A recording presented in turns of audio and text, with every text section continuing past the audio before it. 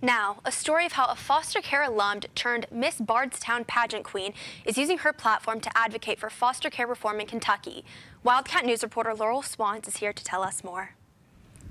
Thanks, Delaney. A recent report by ky.gov found that 49 foster children spent a combined 198 days living in Kentucky state office buildings in 2024.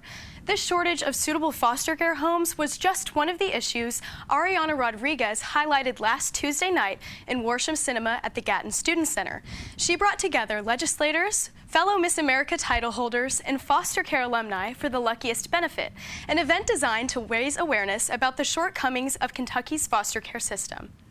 Right on the shoulders, a bullet in my gun. When I was 12 years old and I was put in foster care, I was actually told that I was one of the lucky ones. This really hit home because after exiting the foster care system, I became homeless at 16 years old. So for 2 years, I lived out of my car.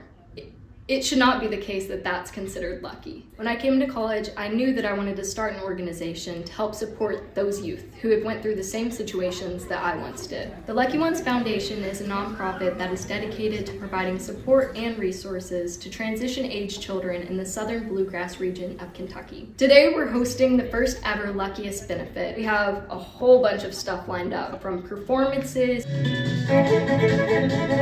speakers, to a podcast panel, and a fashion show.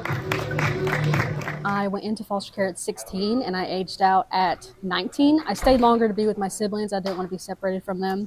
And I went straight from a foster home to college. So it was very hard, a turbulent journey to say the least. So this organization has really allowed me to meet another foster youth and able to tell my story. And it made me, like you said, lose that piece of myself, start to hate myself and my body, my femininity. One of the main issues that children in the foster care system face is that when they enter into the foster care system, they're given a trash bag to put their most prized possessions in. This really sets a tone from the moment that a child enters in the foster care system that the system doesn't value their worth at all, that they're more like a number than a human to them. We really wanted to change that, which is why we're doing this event to fundraise to raise money for Benchmark Family Services, which is a foster care agency here in Lexington. The main thing that they use it for is to collect suitcases and purchase suitcases for those kids.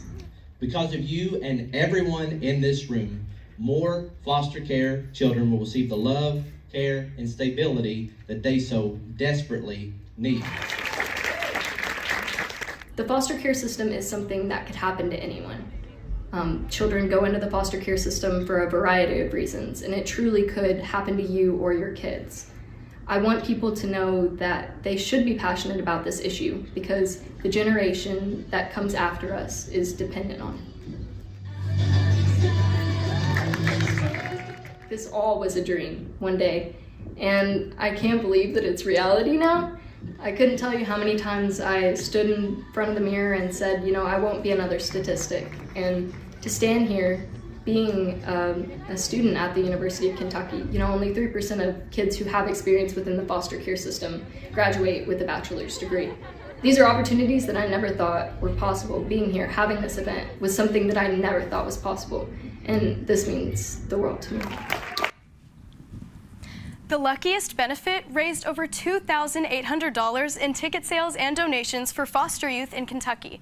Since the Lucky Ones founding in February 2024, they have touched the lives of over 43,750 people.